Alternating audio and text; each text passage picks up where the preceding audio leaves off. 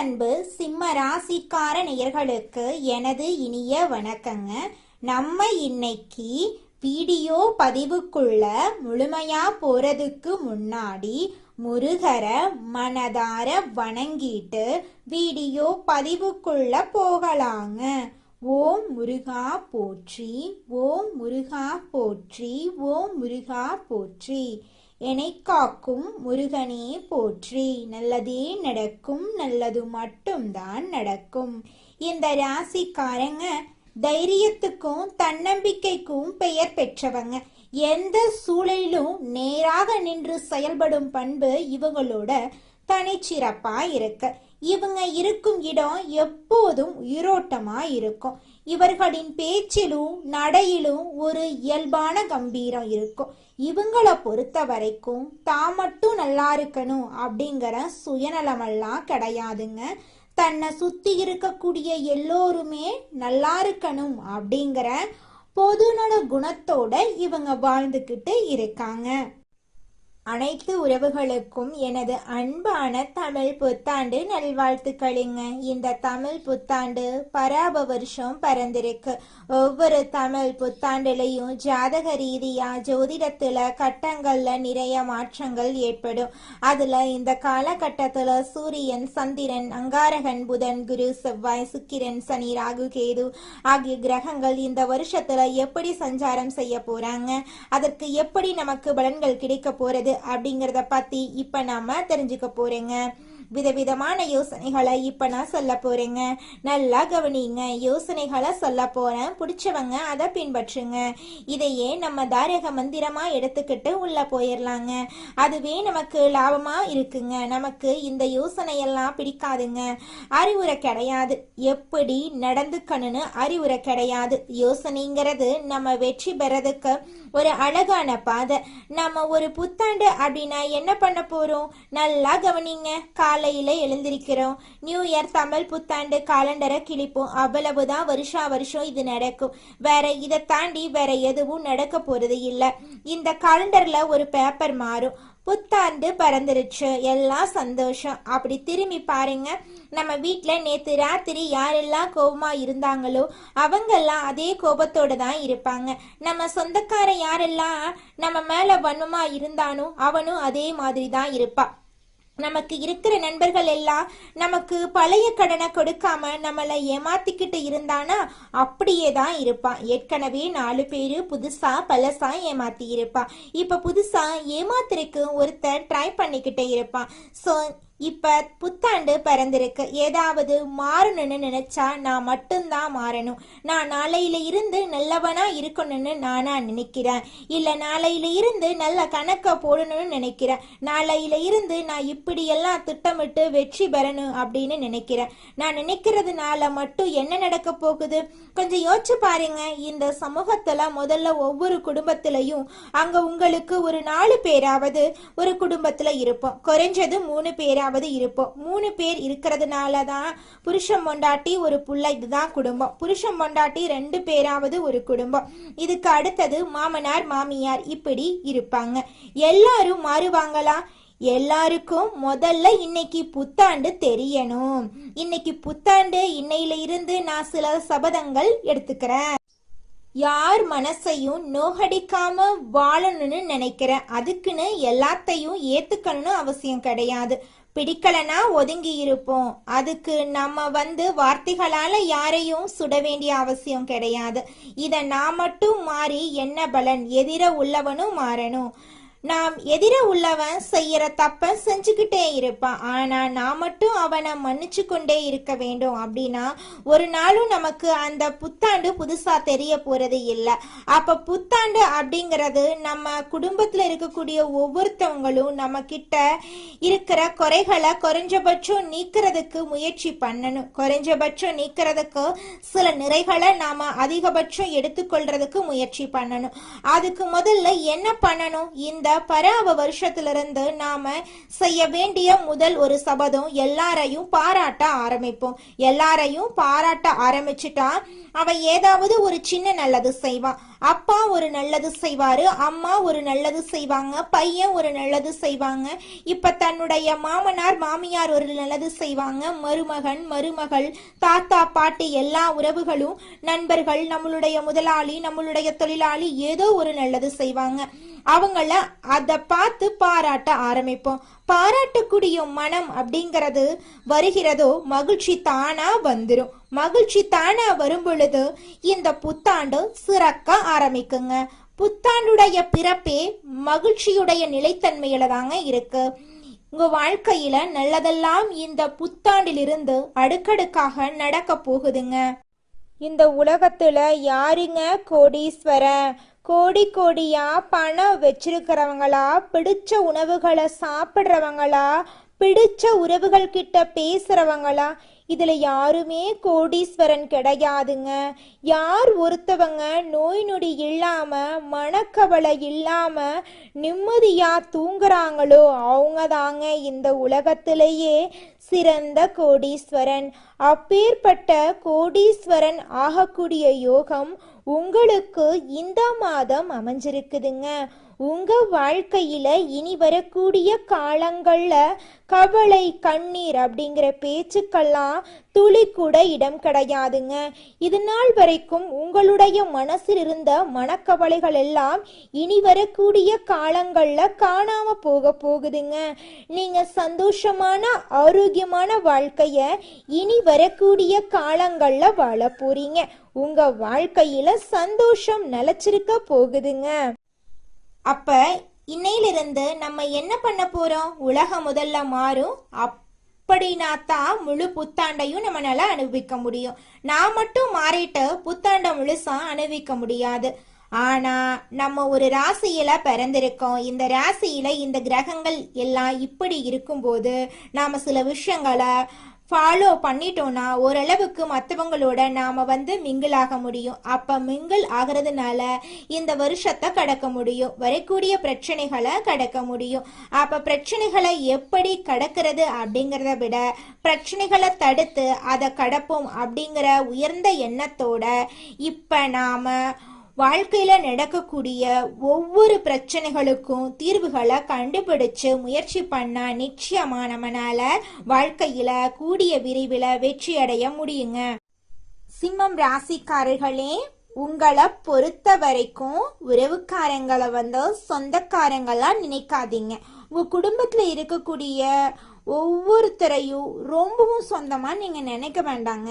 நான் இதை நிறைய நேரம் சிம்மராசிக்கார பிள்ளைங்களுக்கு சொல்லி இருக்கேன்.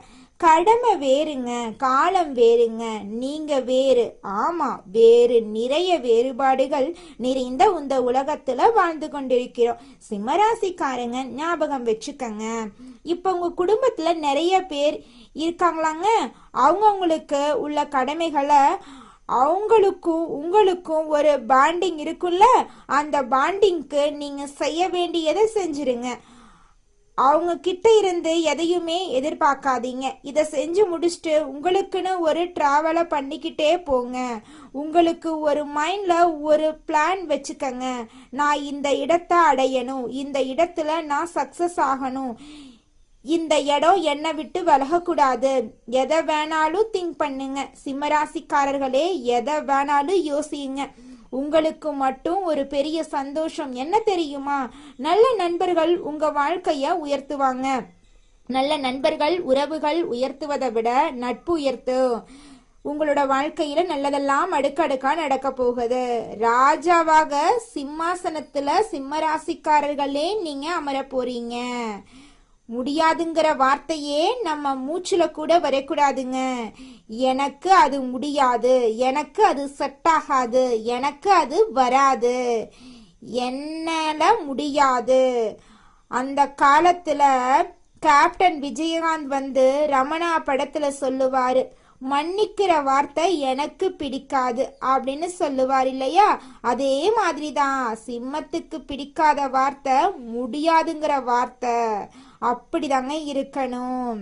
பிடிக்காதுப்பான்னு சொல்லி பாருங்க, முடியாதுங்கிற வார்த்தையே தேவையில்லை. ஏன்னா உங்களால முடியாதுன்னு பல பேர் சொல்லிக்கிட்டு இருப்பா. அந்த வார்த்தைய இன்னொருத்தவ குத்தகைக்கு எடுத்துட்டாங்க.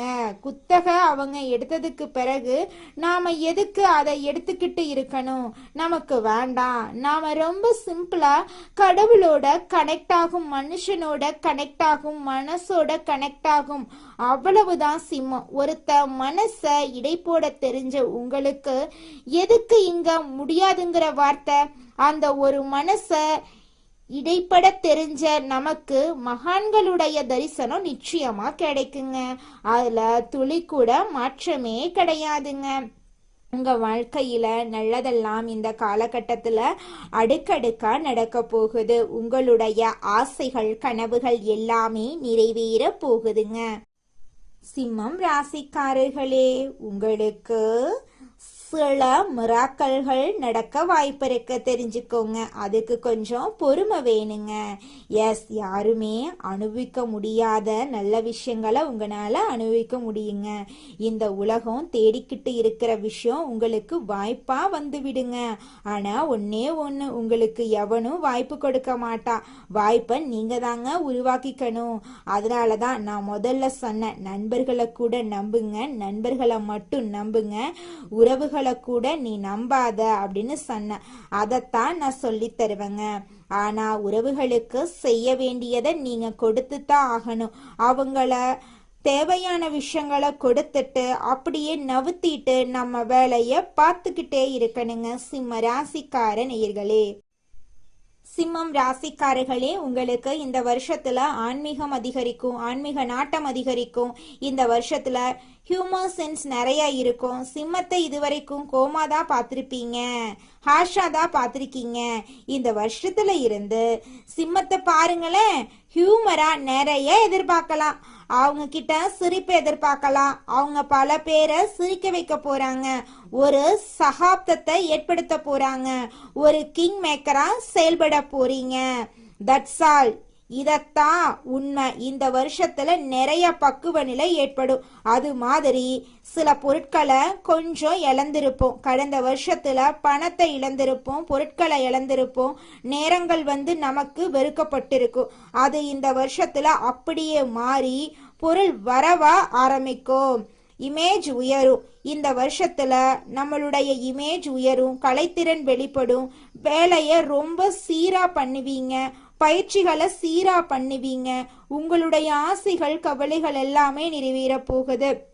உங்க வாழ்க்கையில இருக்கக்கூடிய அனைத்து கஷ்டங்களும் காணல் நீரா கரைஞ்சு போக போகுது. உங்களுடைய வாழ்க்கையில இனி வரக்கூடிய காலங்கள்ல கவலை, கண்ணீர் அப்படிங்கிற பேச்சுக்கெல்லாம் துளி கூட இடம் கிடையாதுங்க. சிம்மம் ராசிக்காரர்களே, நீங்க உங்களோட மனசை எப்போதுமே ஹார்டா வச்சுக்காதீங்க, மகிழ்ச்சியா வச்சுக்கங்க. அதுக்கு ஒரே ஒன்று மட்டும் செய்யுங்க. மகிழ்ச்சியா உங்க மனசு இருக்கணும்னா உங்களை நீங்க நம்பிக்கிட்டே இருங்க. உங்களை யாராவது துன்புறுத்துற மாதிரி ஒரு வார்த்தையை பேசுனா அவர் நம்மளை பேசல, அவர் பின்னாடி ஏதோ சபத்தை பார்த்து பேசிக்கிட்டு இருக்கார் அப்படின்னு நினைச்சுக்கங்க. உங்களை யாராவது கஷ்டப்படுத்துறாங்கன்னா அவங்க நம்மளை கஷ்டப்படுத்தல, அவங்களையே கஷ்டப்படுத்திக்கிறாங்க அப்படின்னு நினைச்சுக்கங்க. நிச்சயமா உங்க வாழ்க்கையில சந்தோஷம் நிலைச்சிருக்கும். துன்பம் அப்படிங்கிற பேச்சுக்கெல்லாம் துளி கூட இடம் கிடையாதுங்க. இனி வரக்கூடிய காலங்கள்ல உங்க வாழ்க்கையில தோல்வி அப்படிங்கிற பேச்சுக்கெல்லாம் துளி கூட இடம் கிடையாதுங்க. உங்க வாழ்க்கையில வெற்றி மட்டும்தாங்க. இது நாள் வரைக்கும் உங்க வாழ்க்கையில தடைபட்ட அனைத்து காரியங்களுமே இனி வரக்கூடிய காலங்கள்ல தங்கு தடையின்றி நடக்க போகுதுங்க. உங்களோட வாழ்க்கையே சொர்க்க வாழ்க்கையா நடக்க போகுதுங்க. நாம நல்லா இருக்கணும் அப்படின்னா நமக்கு பிடிச்ச விஷயங்களை நாம சிந்திக்க ஆரம்பிப்போம். பிடிச்ச விஷயங்களை மட்டும் செய்யலாம். நமக்கு பிடிச்ச மாதிரி வாழ ஆரம்பிப்போம். மற்றவங்களை ரொம்ப மைண்ட்ல எடுத்துக்கிட்டு நம்மளோட சந்தோஷத்தை தொலைச்சிட வேண்டாம். இந்த உலகம் ஒரு சூது கவக்கூடிய உலகமா இருக்கு. இந்த குடும்பங்கள் சூது கவக்கூடிய குடும்பங்களா இருக்கு. குடும்ப உறுப்பினர்களும் அப்படித்தான் நடந்துக்கிறாங்க. நிறைய பேர் வீட்டுல பொய் சொல்றாங்க, உண்மையா இருக்க மாட்டேங்கிறாங்க. ஒட்டு மொத்த ஒரு உலகத்தையும் நம்மளோட ஒரு ஆளால திருத்தலாம் முடியாதுங்க. எல்லோரும் திருந்துறதுக்கு முயற்சி பண்ணாதான் எல்லாரையும் திருத்த முடியும். அதனால இந்த வருஷ பரப்புல இருந்து ஒன்னு செய்யலாங்க. எல்லோரிடமும் எல்லார்கிட்டையும் எதிர்பார்க்காம நம்ம நடந்துக்கிறத பார்த்து அவங்க நடந்துக்கிற அளவுக்கு நாம சில மாற்றங்களை உண்டு பண்ணுவோம். நம்ம நல்லதா நடந்துக்க ஆரம்பிப்போம். இந்த உலகமும் நல்ல விதமா நடந்துக்க ஆரம்பிக்கும். ஸோ நம்ம விதை எதை போடுறோமோ அதை கண்டிப்பா பயிர் அறுவடை செய்வோம். இந்த வருஷம் ரொம்ப சிறப்பா இருக்கும். எல்லாரும் உடல் நலத்தோட சந்தோஷமான வாழ்க்கைய வாழ போறீங்க. களையாத கல்வி, குறையாத வயது, கவடு வராத நட்பு, கன்றாத வளமை, குன்றாத இளமை, கழுவுனி இல்லாத உடல், சடியாத மனம், அன்பகலாத கணவன் மனைவி உறவு, நண்பர்கள். ஏன்னா நான் கொஞ்சம் மாத்தித்தாய் இந்த இடத்துல சொல்றேன். எல்லாமே இதுல வரணும்னா அன்பகலாத, தவறாத சந்தானம், தாழாத கீர்த்தி, மாறாத வார்த்தை, தடைகள் வராத கொடை. நம்ம கொடுக்கறத கூட இன்னொருத்தன் தடுத்து நிறுத்திடக்கூடாது. தடைகள் வராத கொடை, தொலையாத நிதி, இதயம் கோணாத கோல், ஒரு துன்பமில்லாத நல்வாழ்வு கிடைக்க பராசக்தி அபிராமி அன்னையை வணங்கி நம்மளுடைய புத்தாண்டை தொடங்கலாங்க. நிச்சயமாக நம்மளுக்கு இந்த புத்தாண்டுல நல்லது தாங்க நடக்கும். இந்த புத்தாண்டு சிறப்பாக இருக்கும். மன நம்பிக்கையும் மன தைரியமும் முதல்ல நம்ம விதைக்கலாம். எதுவும் நம்மளால் முடியும். நன்மையும் தீமையும் நம்மளாதான் வருது. நம்ம செயலாலதான் வருது, சொல்லாலதான் வருது. நல்லதே செய்வோம், நல்லதை செய்வோம், நல்லதே நடக்கும். குலதெய்வம் எங்கேயோ இருக்குது, என்னமோ இருக்குது அப்படிலாம் நீங்க நினைக்க வேண்டாங்க. நீங்க எங்கிருந்தாலும் ஒரு தீபம் ஏத்தி வச்சு அந்த தீப ஒளியில தெய்வங்கள் இருக்கிறாங்க அப்படின்னு நினைச்சு வழிபாடு செய்யுங்க. குலதெய்வமே தெரியாவிட்டாலும் வீட்டுல தீபம் ஏற்றி வச்சு ஏதாவது ஒரு நல்ல நாள்ல குலதெய்வத்தை நினைச்சு வழிபாடு செய்யுங்க. குலதெய்வ வழிபாடு குலம் காக்குங்க, குலம் தலைக்கும். முதல்ல குலதெய்வம், அப்புறம் இஷ்டப்பட்ட தெய்வம், அப்புறம் உங்களுக்கு விருப்பப்பட்ட தெய்வங்க. எந்த கோயிலுக்கு போனாலும் என்ன பண்ணாலும் ஏற்றமில்லை அப்படின்னு நீங்க சொல்லுவீங்க. தினமும் எந்திரிச்ச உடனே சூரிய பகவான நமஸ்காரம் பண்ணுங்க. அவங்களுடைய அனுகிரகம் இருந்தா போதும். மற்ற கிரகங்கள் எல்லாம் சாதகமா இல்லைனா கூட பரவாயில்ல. அந்த சூரியனுடைய பிரகாசம் உங்க வாழ்க்கையவே பிரகாசமா மாத்திருங்க. அந்த வெளிச்சம் உங்களை வந்து சேருங்க. உங்க வாழ்க்கையில் இருக்கக்கூடிய கண்ணீரெல்லாம் கரைஞ்சு போயிருங்க. உங்க வாழ்க்கையில சந்தோஷம் நிலைச்சிருக்க நீங்க செய்யக்கூடிய பரிகாரம் என்ன பார்த்தீங்கன்னா, உங்க வீட்டுக்கு பக்கத்துல இருக்கக்கூடிய விநாயகர் ஆலயத்துக்கு போயிட்டு விநாயகர் கிட்ட உங்க வாழ்க்கையில இருக்கக்கூடிய நிறை குறைகளை சொல்லிக்கிட்டு வாங்க. கூடிய விரைவில் உங்க வாழ்க்கையில இருக்கக்கூடிய அனைத்து பிரச்சனைகளும் காணல் நீரா கரைஞ்சு போயிருங்க. வினை தீர்ப்பான் விநாயகர்னு சொல்ற மாதிரி நிச்சயமா விநாயகர் உங்க வாழ்க்கையில இருக்கக்கூடிய அனைத்து பிரச்சனைகளையும் காணல் நீரா கரைய செஞ்சிருவாருங்க. நன்றி, வணக்கம்.